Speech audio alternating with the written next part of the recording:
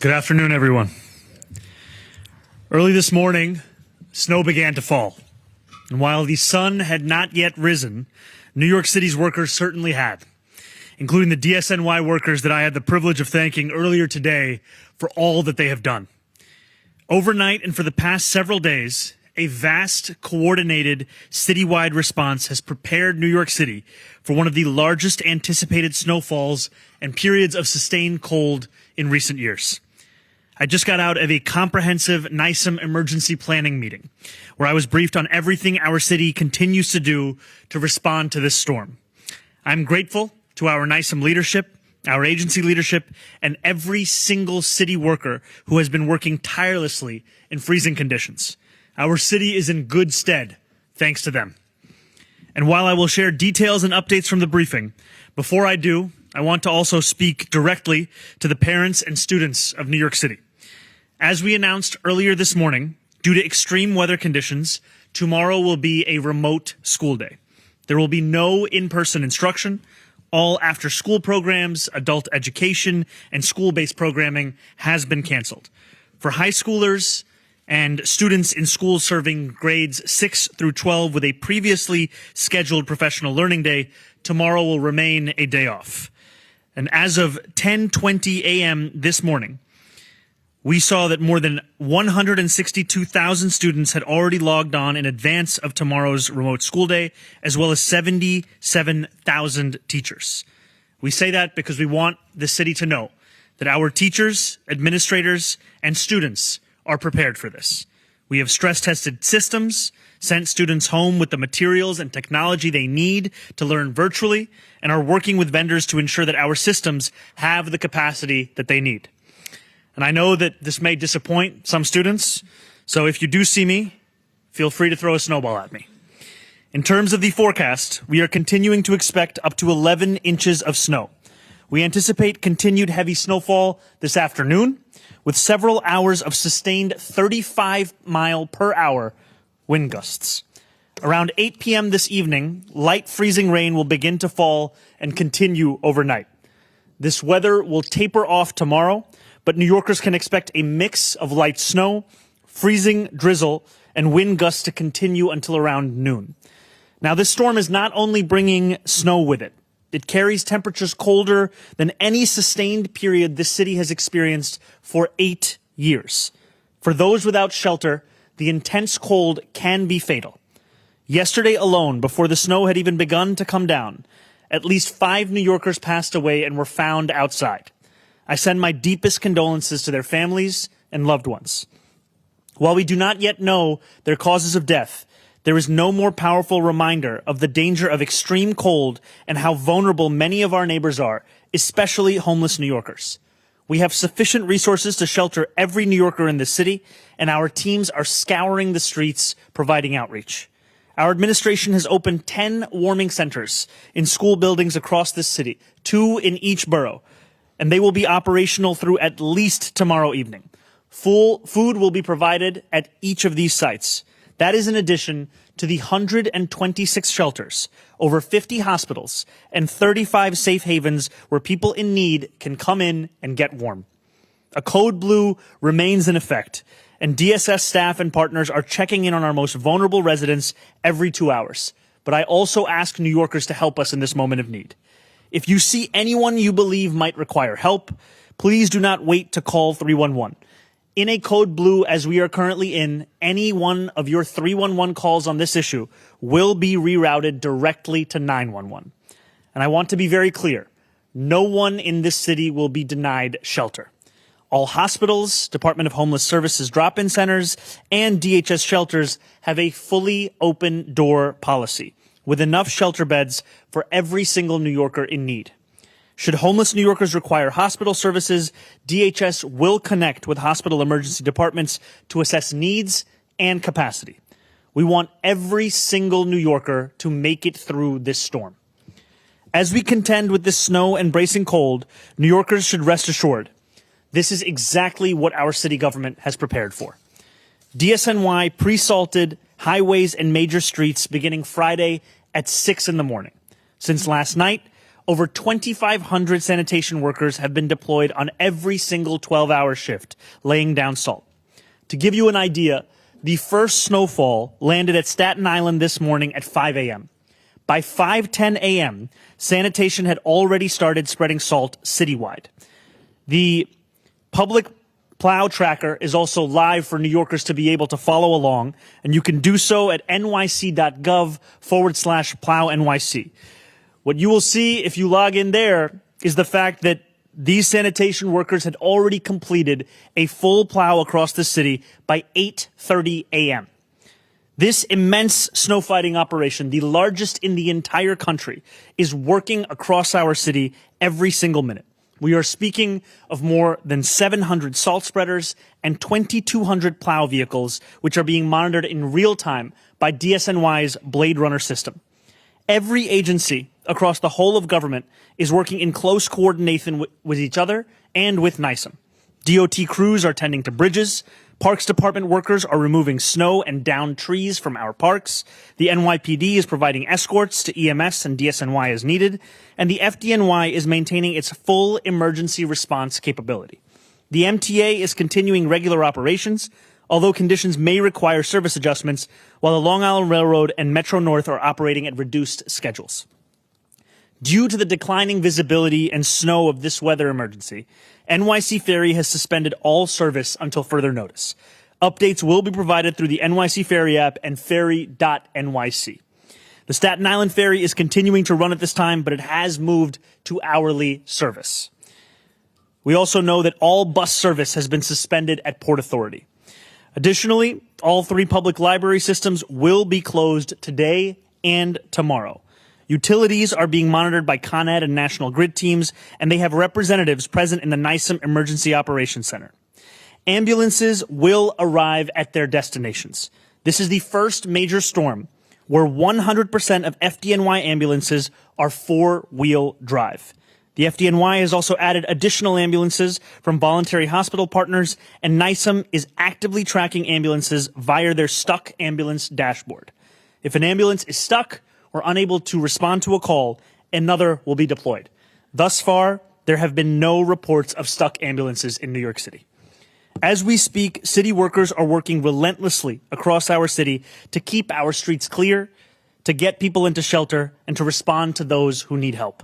The single most helpful thing that New Yorkers can do is to stay at home, and especially to stay off the roads. I cannot emphasize this enough. Please, if you can avoid it, do not drive. One of the reports we received earlier today from sanitation is there are still far too many New Yorkers out on the roads. Conditions are dangerous, and a hazardous travel advisory is in effect for today and for tomorrow. Now, if you are shoveling snow outside of your home, please pace yourself and do not try to clear everything at once. It is going to take multiple passes. Check in on seniors and help your neighbors who may need extra support. The snow is coming down heavily across our city, and I can think of no better excuse for New Yorkers to stay home, take a long nap, or take advantage of our public library's offer of free access to Heated Rivalry on ebook or audiobook for anyone with a library card. I encourage New Yorkers to join the more than 1 million who have already signed up for regular Notify NYC updates, and you can do so by texting Notify NYC to 692-692. Finally, while I want to again express my gratitude to the incredible city workers who have kept our city running through this snowstorm, I also want to thank every single New Yorker who has been doing their part to help New Yorkers across the city. I have heard of countless stories of neighbors bringing meals to other neighbors, young people helping senior citizens navigate slippery conditions, friends grocery shopping for those who cannot shop for themselves. This is the compassionate, caring New York that we all know and love. The New York that always shows up in moments of challenge and adversity. Together, we will clear the roads, teach our children, tend to the sick, and keep our city running. Stay warm, New York City. Stay prepared. Stay safe. Thank you very much. And now our school's chancellor, Kumar Samuels.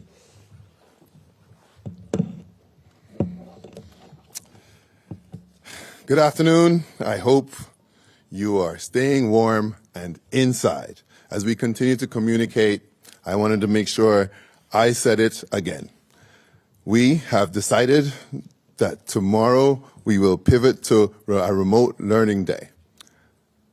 That would be January 26th.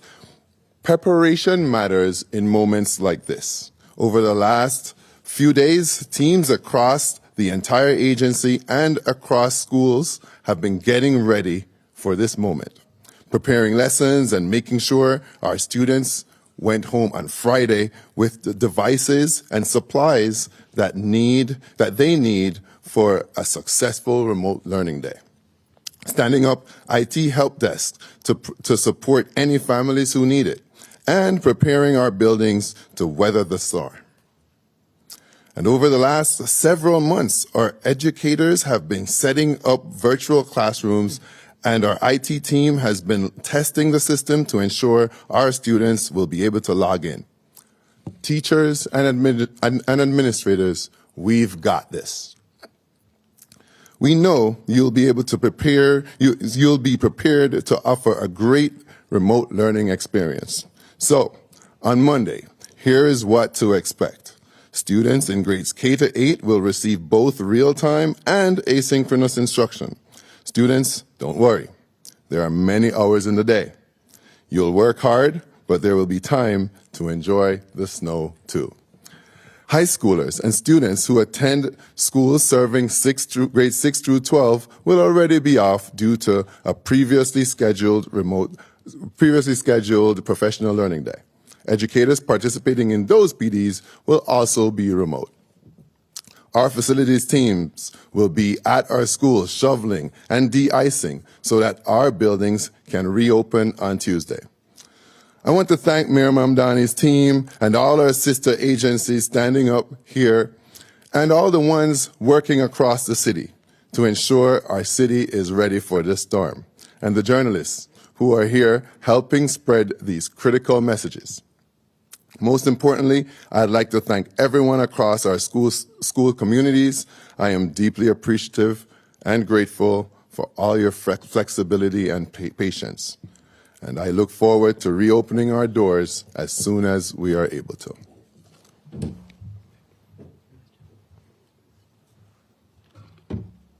Good afternoon. Snow is coming down, and folks at the MTA have been hard at work all weekend preparing us to power through this storm. And I have to deliver, as the mayor did, major kudos to the MTA workers who have been on the front lines. Last night I visited bus depots around the system to see the preparations. This morning I was at the Michael J. Quill bus depot in the middle of Manhattan and at the Rail Control Center where all the subway operations are monitored. And so far the preparations have really been paying off. Things have been running smoothly. There are delays, there are adjustments to service, but all subway lines, ladies and gentlemen, are operating. And most of them are operating as locals. So the express trains, A, C, D, E, F, the N and the Q are all operating local, partly because we stored a lot of trains on the local tracks to keep them out of harm's way of the outdoor snow. We ran all the de-icing trains last night to protect the third rail. Snow throwers are on the move already, and the snow jets are operating in the yards with these big airplane engines that blow all the snow out of sight. Buses are running, some with delays. 18 routes out of approximately 265 have reroutes because of localized conditions. And all buses, that's the SBS, the rush routes, the limited routes, everything is running local, so we do not leave anybody on the street. So the folks who are standing at a bus stop are going to get whatever bus comes by stopping for them.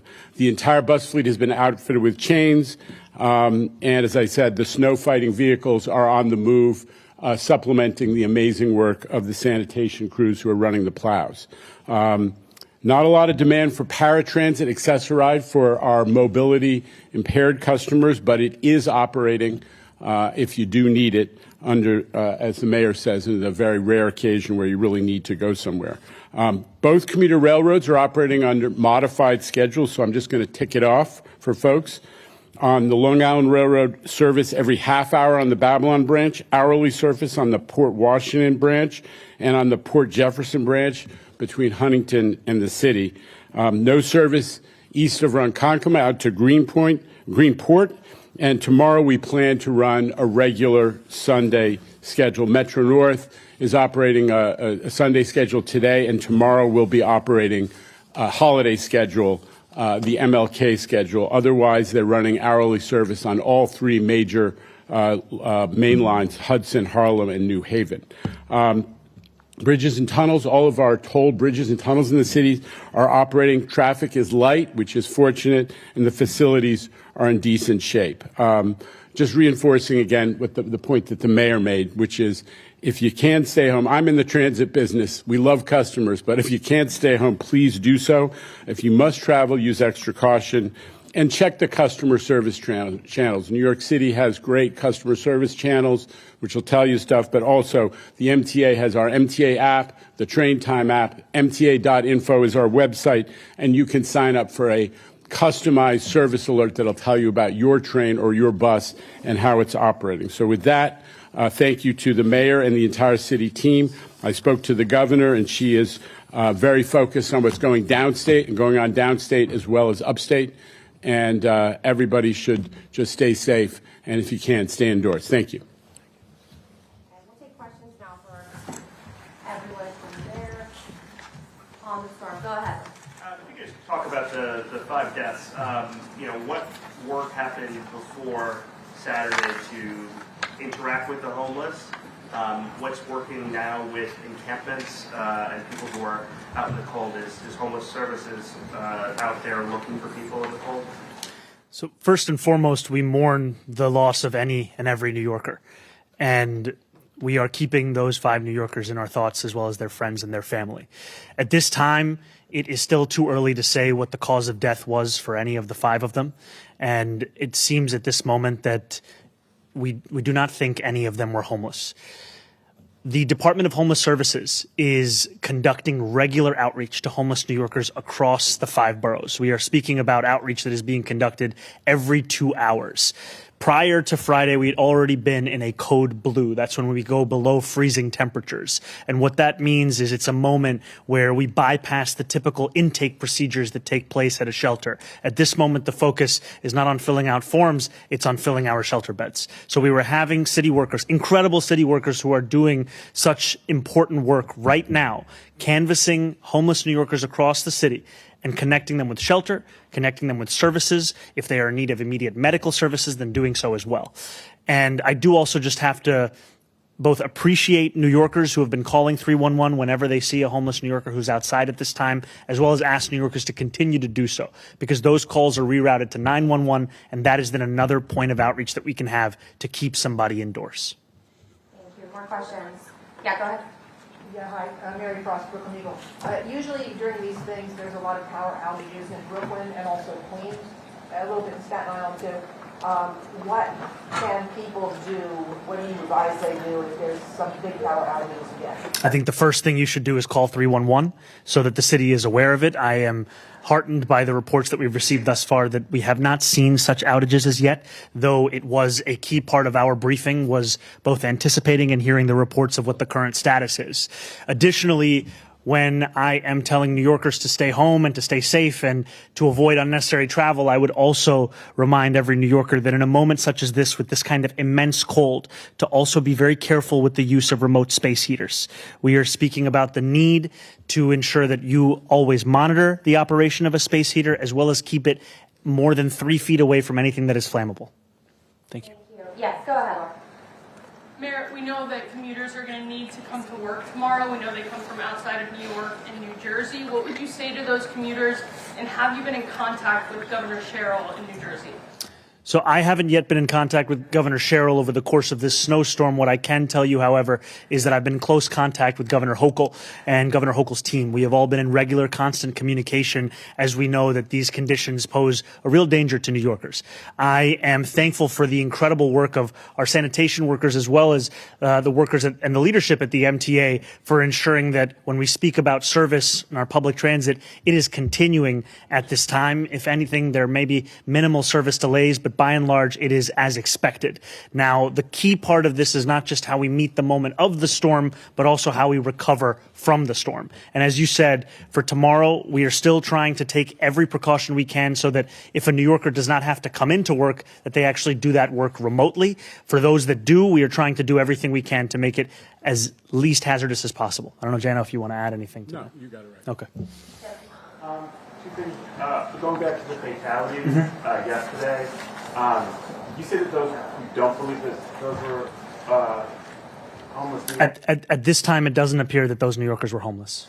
Do you have any other detail that? You know, there is a medical examiner's investigation that is currently ongoing. As soon as we have the results from that autopsy, we will be releasing that. And then on schools, it wasn't too long ago that you told Hellgate that you were pro snow day if the kids can go to school. What changed your mind on that? You know, I think there's always the tussle between the head and the heart. I can tell you as a New Yorker who loved snow days growing up and would sit and watch local news at 5 a.m. to see if my school was mentioned on the ticker at the bottom. I know what this means for students. It's why I've invited them to pelt me in the face with a snowball. However, New York City also operates in accordance with state law where we have to have 180 days of instruction. And given the additions of holidays over the past few administrations, it reduces the flexibility that we can have to have an old-fashioned snow day. All right, probably got time for one more. All right. There's one more. Yeah, go ahead. Mayor Mamdani, you said you have much faith in the technology as students are going remote tomorrow. If there is perchance a hiccup, what do parents or children need to know in that case? So the first thing I would say is we've already increased our capacity at our help desks from about 90 to 140 people. If there is any kind of an issue that a parent or a student is facing, I would tell them that they should call our support desk. They can do so at 718-935-5100. That is a support desk that will be active from 6 a.m. tomorrow to 6 p.m. And I do also just want to acknowledge and appreciate the work of our chancellor, the work of our DOE, because what they've been doing is ensuring that we learn from the lessons of the past. That means stress testing the system such that it can handle a capacity of the entire school system logging on. Now, we know that tomorrow it will not be the entire school system because high school students and students at schools that have grades 6 through 12 already have a previously scheduled day off as part of professional training day. And yet what we know is that the system would be prepared even if that was the case. So for every student that will be logging on tomorrow, our principals are fully prepared thanks to the hard work of those at DOE, where we will have staggered start times. Students have their tech, and it's going to be a good remote learning day. Thank you, everyone. Thank you. I tried.